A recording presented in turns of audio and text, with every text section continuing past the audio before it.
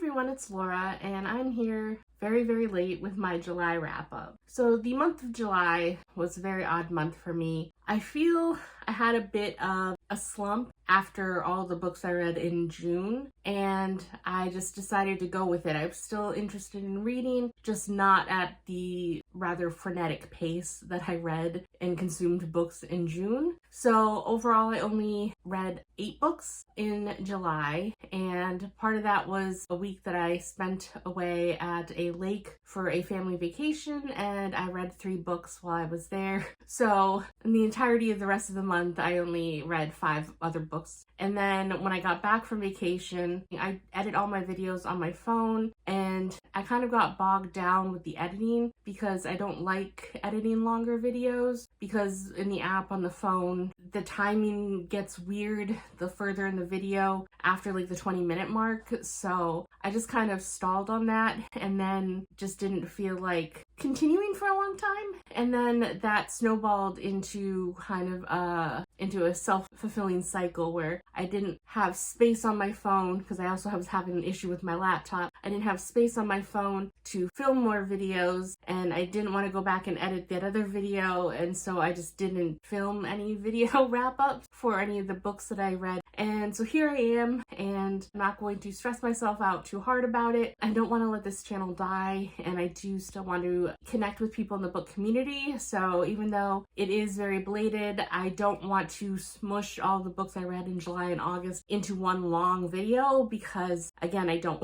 like filming long videos. So I apologize. I'm back, and I'm going to attempt to play some catch up. So here are the books that I read in July. The first book is the second book in the Windy City series, The Right Move. This is the book with Ryan and Indy. So in the first book, Mile High, Stevie was the flight attendant. She was the female main character. Ryan is her twin brother, and Indy is her best friend that was also a flight attendant with Stevie in Chicago. So in the first book, Indy goes through a really tough breakup, and she's having difficulty finding housing after her relationship ends and is considering moving away. Stevie basically strong arms her brother, who is the captain of his basketball team in Chicago, and he's like super uber famous in Chicago, where he can't go out anywhere basically without being recognized. He's a big sports celebrity basically, and Stevie basically strong arms him into agreeing to let Indy stay in his apartment until she is able to find an apartment for herself. And Ryan is very against this idea, but Stevie is basically the only person in the world that he can't say no to. So he agrees on a conditional basis. Indy moves in. She is very artistic, free-spirited, and friendly and outgoing. Ryan is very conservative, reserved, almost emotionless, he seems like, and it is hinted at that there's a reason for that, and you do find out later in the book, but it is basically he tries to maintain distance from Indy, and that hurts her because she feels like even more of a leech that way because he's just so cold towards her. But then they do end up growing to like each other and then have feelings, but obviously with the way that Indy's last relationship ended, she's not eager to jump right into anything. And Ryan, being the big celebrity he has his own issues with if people are really interested in him for him, as well as his own issues that he has to deal with. And I actually really liked this book. I appreciated it more than the first book because it didn't have the weird power dynamics. I mean, it kind of does since it's Ryan's apartment and he's super rich, but it didn't feel the same as in the first book where Xander's was basically an employer of Stevie and a boss. So, I mean, technically Ryan could kick Indy out at any point, but Stevie would have things to say about that, and it just didn't feel the same way at all. So I like this book more than the first book, and I gave this a 4.5. Then I read Spinning Silver and Uprooted by Naomi Novik. I read Spinning Silver first, and I was hesitant going in because I thought these were more YA books, and I was very curious because I knew they were some sort of folktale retelling, and I was curious about them, and so I cautiously dove in, and I really liked Spinning Silver. This was a story about Miriam, who basically basically, she grew up in a family that was very poor in this little village where her father is a bad money lender. He basically lent all his money out, and he is too nice and kind-hearted to ask for it back from anyone. So his family, as a result, has threadbare clothes, has a leaky house, and has barely any food to get by. So Miriam basically sees her mom getting sick at one point and says, if something doesn't change, my mom's gonna die, and I just can't deal with this anymore. So she takes it upon herself to start collecting the debts for her father, and she becomes very successful. She doesn't make any fans in the villages around, but she is fair, and she doesn't mind hardening her heart against other people if it benefits her family and the people that she loves. So she becomes successful, and rumor spreads that she can turn basically silver into gold, and this unfortunately attracts the attention of these elf-like creatures that are known and feared basically by everyone, the Starrick, and they start visiting her to turn silver into gold. And she doesn't understand exactly what's going on, but the Starrick aren't exactly beings that you can just ask for clarification, so she just rushes to meet the challenges because she fears if she doesn't do what she's supposed to, that her and her family are just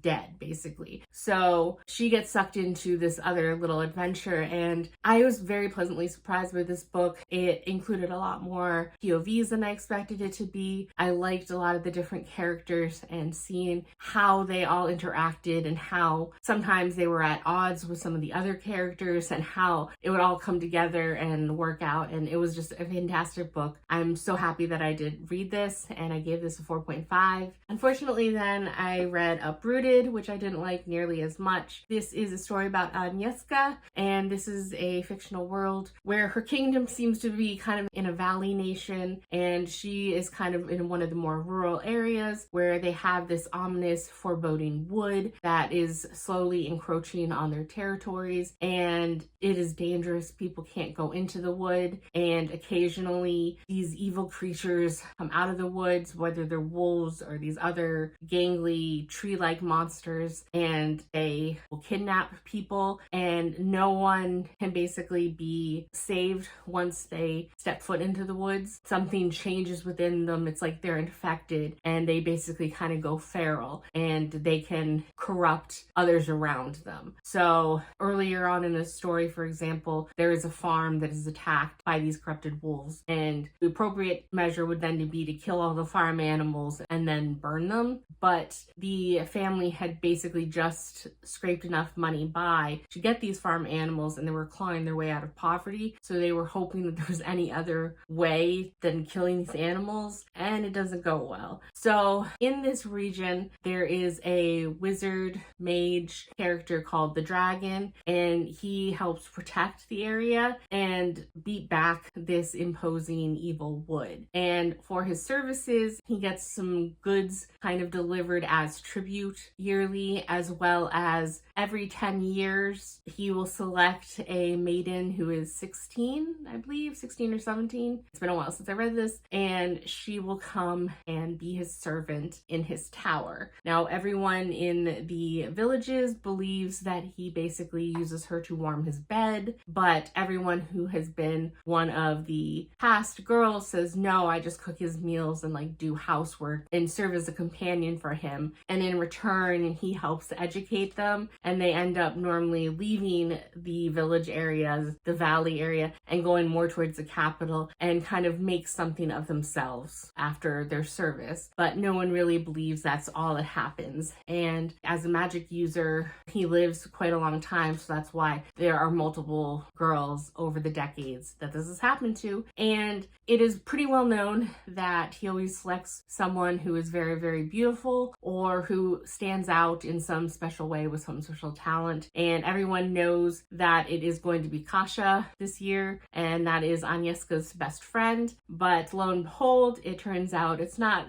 Kasia this year, it's Agnieszka herself, and that throws everyone into an uproar because they don't know what's going on. And it turns out that she has magic, and so he is obligated to take her and train her, and he's very grumpy about it. So I didn't really like their interactions. They were both bullheaded and stubborn, and I just didn't like either of them and didn't understand how they were acting. For being a mage. I believe he was over 100 years old at this point, and he's supposed to be this wise wizard who's seen his share of things and have some knowledge to pass down. He makes really stupid, childish decisions sometimes, and then Agnieszka, every time she gets a new bit of knowledge, she just kind of runs with it and believes she knows what's best for everybody, and that just is very stupid. And I mean, maybe I was just an oddball, because being that age, I mean, sure, I thought I was getting my footing, but if I was just involved in this whole new world of magic with this crazy wizard, maybe it's just because my personality is different, but I would not do half of the bullheaded stuff that she does, and I just found it very hard to root for her. Overall, I found the plot very interesting. I wanted to know more of the politics that was going on in the country, because the country was basically very close, like this close to war with one of the neighboring nations, and then what was going on with the wood. I was just very curious with what was going on,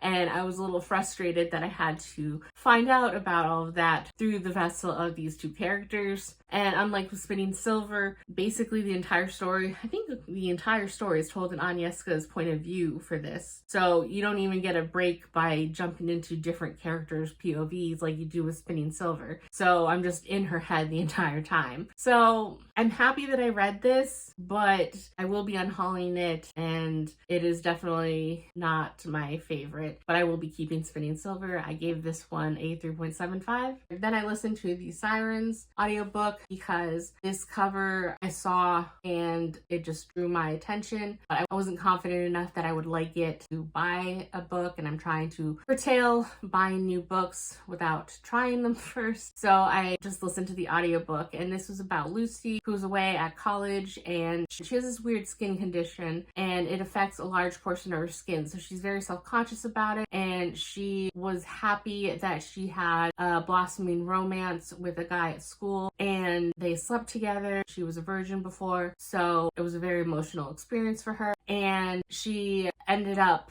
basically trying to send him a sexy picture afterwards that was nude, and then basically an ugly video came up where someone had overlaid the song The Monster Mash over the photo and was spread throughout the school. And so she is humiliated, hurt, and no one is holding the guy accountable at all, because he claims that, well, he wasn't the one who sent the picture around. He doesn't know how it happened. And I think he was from some sort of influential family. But at the beginning of the book, she wakes up from dead sleep, and somehow she's in his room with her hands around his throat. So he's obviously terrified. She is seen running out of his room, and she knows that she might get expelled or even get arrested or charged with some sort of crime for this. And she's freaking out, and she doesn't know what to do or who to see, because the guidance counselors at the school and the school administrators didn't do anything with her situation. And while she fully has no recollection of the attack happening until she woke up, she knows how that's going to look for optics, that people are just going to think that she was doing this while awake and that it was retaliation for everything. So she freaks out, and this takes place in Australia. And so she, in a last-ditch effort, decides to try and run to her sister Jess. And her sister is living in this ramshackle cottage along the coast. And when she arrives, her sister's not there, but the door is unlocked. So she walks in and kind of decides to wait for her sister there. Her sister's phone is there, as is her car, so she doesn't know what happened. So she's trying to regroup and hope that her sister comes back soon. And while she's there, she starts having these really weird dreams that she realizes she's had before, but they become more and more frequent. And it's about these two sisters that were Irish that were put on one of the prisoner ships to Australia, and that one of the sisters was blind, and basically she has dreams about their entire experience on their long journey to Australia. And it freaks her out a bit because her sister is an artist, and her neighbor that her sister is kind kind of friendly with says, well, she has a big show coming up in a week, so she won't be gone for long. And some of the art pieces that Lucy finds both in the apartment and online when she looks up, because Jess never shared that she had a show coming up, a lot of the images are ones that she has in her dreams, and so she's a little freaked out by that. And I was worried that I wouldn't actually enjoy this that much because it has kind of the historical fiction where dual timelines, and that type of book I used to really enjoy, but that hasn't really been hitting as much for me lately. But I was interested in how it all came together and how the book ended, and I thought some of the things were predictable,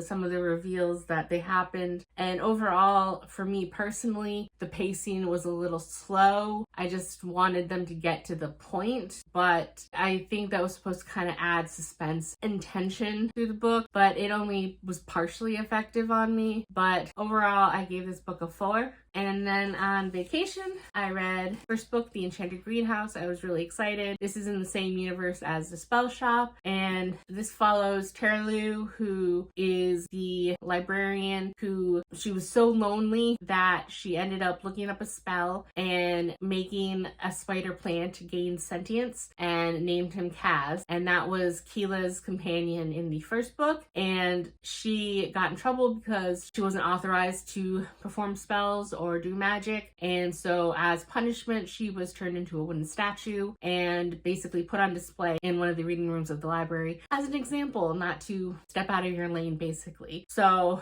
the book starts off with a brief overview of the trial and the sentencing, and then her remembering the punishment being fulfilled, and then all of a sudden she starts to unstatufy I don't know what the right word is from the wooden statue, and she's in a clearing in winter and she doesn't know what's going on. No one's there to greet her, so she isn't exactly dressed for the weather, and she stumbles around and finds this greenhouse, and it's massive, and she ends up getting in there, and it turns out that it is a series of interconnected greenhouses, and each of them is very unique and magical in its own way. And she bumps into the grumpy gardener, and he is the one that cast the counter curse to free her, but he thinks that she can help with the greenhouses because the greenhouses are starting to fail, but she is like, I'm just a librarian, I'm sorry. And they basically butt heads from there. She doesn't know what to do. She doesn't know what's happened, how long she's been a statue, if this was done with express permission. As she pardoned, is her sentence over? So she's hesitant to just hop the first ship and go back and see her family or anything because she doesn't know if she will just be restatified. And so she's content to stay here, but it turns out that the gardener is the only guy on the island, and they butt heads. He's very grumpy, and he basically has no time for her once he realizes that she can't help him with the greenhouses. So she tries to make a place for herself there, and it's just a very sweet, cozy story that I did enjoy. Sometimes Terlu did kind of annoy me a little bit, but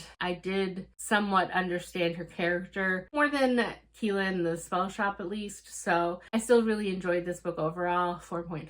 There is another book in this universe. I will definitely be interested to pick it up. Then I read Practice Makes Perfect, which was the second book in the When in Rome series. And this is about Annie, who is Noah's the male main character in the first book. It's his youngest sister. And Will, who is Amelia, who is the pop star in the first book, who is the female main character. Will is one of her bodyguards, and their wedding for Amelia and Noah is coming up, the couple from the first book. And with her still being a celebrity, they take extra precautions because even though in Rome, Kentucky, she's basically integrated and no one in town treats her any differently and it's a safe place, with her wedding coming up, they fear that there might be more paparazzi and fans trying to infiltrate and get information. So they bump up the security measures and they hire Will. And Will he's a womanizer, but he's a nice womanizer in that he's very upfront about it's a no emotions thing. It's just a physical thing. They're friends with benefits, basically. And And because he often does tours for celebrities, he has certain people in certain cities. He'll meet up with the woman, he'll have a nice meal with them, they'll go back to the hotel room, and then they'll leave the next morning, and that's it. So everyone is consenting and knows what's going on, but he is basically a commitment phobe. And Annie, she is missing something because she was the youngest sibling when they lost their parents. I believe she was only 3, so she has no real concrete memories of that, and she is kind of stuck in the role of the youngest sibling where everyone thinks that she's still naive, young, innocent, they have to protect her, and she just kind of feels a hole in her life that she has set her mind that she needs to get a boyfriend, needs to get married, then they need to have the family and the white picket fence, and then she will feel fulfilled. But every time she's tried going on dates, it doesn't go very well. She's more reserved, has a hard time coming out of her shell. She doesn't feel like she's very exciting, and she has a disastrous first date in the beginning of this book where she overhears someone saying to their friend on the phone that she's boring and has no personality. So she is down in the dumps, but when she bumps into Will, she says, well, great, here's a charming guy, maybe he can give me some pointers. So they start spending more time together. He's trying to be the teacher in this thing, but people in the small town, when they see them together, they think they're dating. People are against it, that he's going to corrupt poor sweet Annie, but they don't dispel the rumors really. So it's sort of a fake dating, not really, but they're drawn towards each other. Overall, I liked it, and I gave this a 4.25.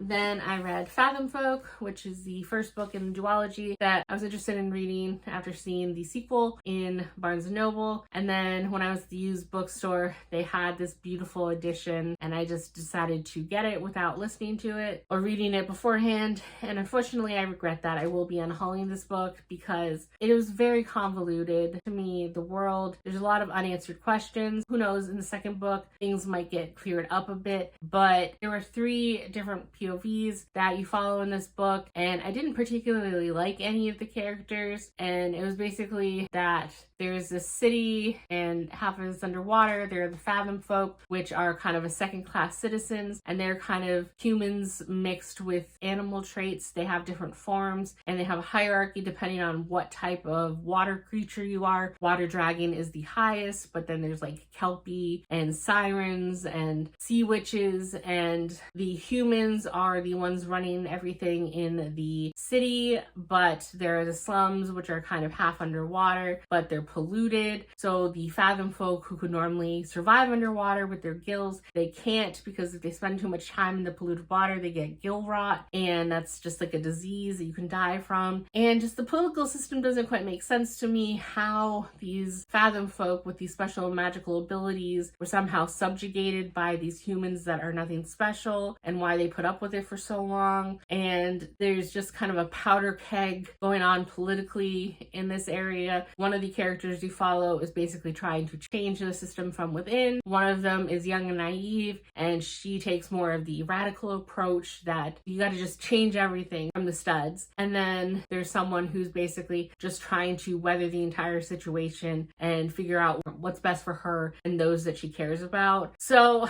I appreciate the attempt at the different perspectives, but it just, like I said, some of it was convoluted. The lore and the history just didn't quite make sense to me, and I wish that they had explained it better. And I am interested enough to continue because it's only a duology. If it was a trilogy or more books in the series, I would just stop the series here. But since there is only one more book, I am curious to listen to the audiobook. I will not be picking up a physical copy. I will be unhauling this book, but I am curious enough in the world to see if some of my questions are answered in the second book. But I gave this one a 3.5. And then I finally read Jade City, because this is one that so many people seem to love, this trilogy. And when I was at the used bookstore, they had this, so I decided to pick it up and give it a try. And I will be honest with you, as soon as I finished this book, I wasn't really sure what my thoughts about it were going to be, because I think if this wasn't such a well-loved book, I probably wouldn't have picked it up, because it's not quite my type of book, because it's a world that takes place on this island nation, and you're dealing with these crime families, that they each have their turf and they have their power struggle going on between the two main families that are trying to encroach on each other's areas. And you have the leaders, and you follow the siblings of one of the family. One of them is the new leader. There's the overall leader. I forget the names. I'll have to look up the names of them. But there's the pillar, I believe, is the leader head. Then you have, I want to say, the horn is basically the leader of like the military. So the guys on the street, the ones taking all the physical action. And then you have the weatherman, who is basically the strategic leader and the one who comes up with what will best benefit the family and the group. So you have one of the siblings who is the new pillar. You have the weatherman, who is an old man that was best friends with the grandfather, who was the old pillar, who is now retired and is having a hard time not looking at the new pillar as a young, unexperienced guy, and he doesn't give him the respect that he deserves as the new pillar. So he's kind of fighting that. He also doesn't really feel like he's ready to be the pillar. Then his younger brother is the horn. He's excellent as the horn. He is respected and feared on the streets for his role. And then the other sibling is the sister, who was just returned from a failed relationship abroad. And to add to this, his family, there is kind of a racial dynamic on the island, because people of a certain race, they can utilize jade, and jade can give them powers. It can make them faster, more perceptive, and enhance basically all of their abilities. But if you're not of that specific race, it will drive you crazy. And people basically, they said that you get the itches from it, so you can't utilize jade. So these are people that are basically kind of like superheroes, and if there's any skirmishes and you fight someone and you're both jaded, the person who wins, they're able to take the jade from the loser. So there's this whole dynamic and everything. And I'm not a huge mafia or crime family person, and I find the whole jade system very interesting, and I did get kind of hooked onto some of the politics, but I found it hard to care sometimes about what they were talking about, kind of. And I understood the stakes, but again, it's just kind of like mafia, crime family stuff isn't really my thing. So I wasn't really quite sure how I felt, because I thought the story was really well done and really well executed, and I am happy that I read it. I will be continuing on, I believe. I don't know if it's one that, I mean, I'll have to, I guess, wait until I finish the trilogy to determine what I think of it as a whole. But I basically sat on this for a few days afterwards before I was willing to rate it, even, because I wasn't sure what my thoughts really were. So I kind of settled on a 4. I'm still unsure, after even a month later, exactly what my thoughts are on this. But I am interested to see what happens in the next books. But I don't know if I would have picked this up if I wasn't as aware that it's as beloved as it is across the board. So overall, that's the last book I read in July. So I read 8 books, and here are the total breakdown of stats, how many pages in each type. Here are the overall moods of the books that I read. And then here is the genre breakdown. So here are the books that I read in July. So that's it for this video, and I will come out with my August wrap up very soon, and then more breakdowns for some of these individual books that I have more to talk about. And that's it for now, and I will see you in the next one. Bye.